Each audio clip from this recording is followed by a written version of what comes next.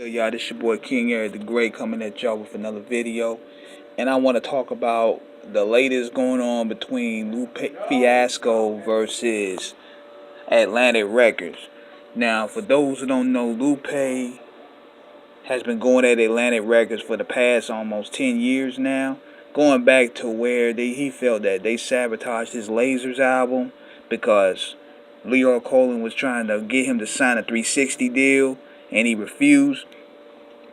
So ever since then, he's been on a rampage and talk about the shady business practices, the backdoor deals, um the shady marketing that's going on. And with this latest tweet, he was going to reveal that Atlantic wanted him to get ghostwriters because they felt he couldn't really make a hit. So they suggest he get ghostwriters, and Lupe took it as an insult. And this is where it looks like within the record business. See, Lupe Fiasco, he came in at a time where hip hop was transitioning. And he had some great success. He had some great success considering the climate that was changing.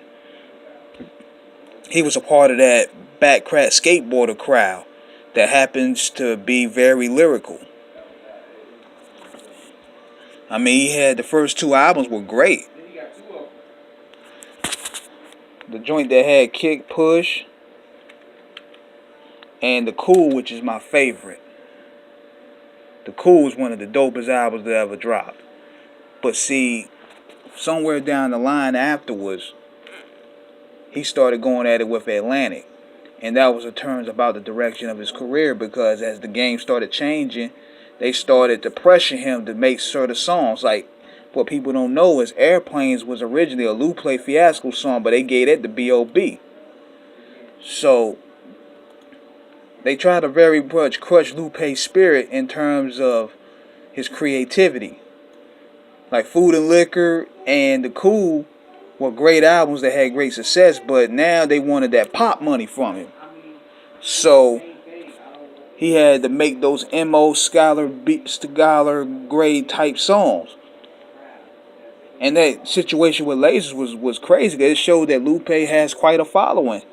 The following that had them sitting outside of Atlantic Records and forced Leo Colin to release the album.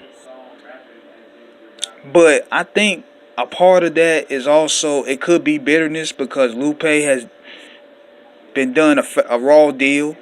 I think he's also angry sometimes at some black people because they didn't fight for him like he did, which explains the bizarre tweets that he's been making whenever he's criticizing black people on how they do things, because his Twitter has been pretty much his voice handle, and a lot of times the stuff that he tweet kind of rubbed a lot of black folks the wrong way, especially with the whole Zimmerman thing.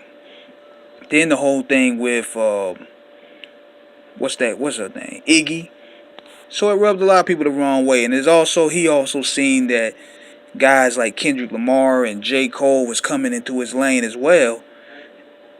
And they were excelling in ways where he couldn't. I'm not saying that he didn't have a great career. He had a great career considering, but Kendrick and J. Cole basically came in at a time where new faces were pretty much ready to be accepted. The gangster rapping, the thug trapping and all that was pretty much slowly dying out, and it became cool to be your regular Joe, which was Lupe's lane to a degree. So Kendrick and J. Cole came in to that lane and went levels with it. But Lupe's tweets has been on point in regards of exposing the shady business practices that have been going on, because he even said that they operate like the mafia.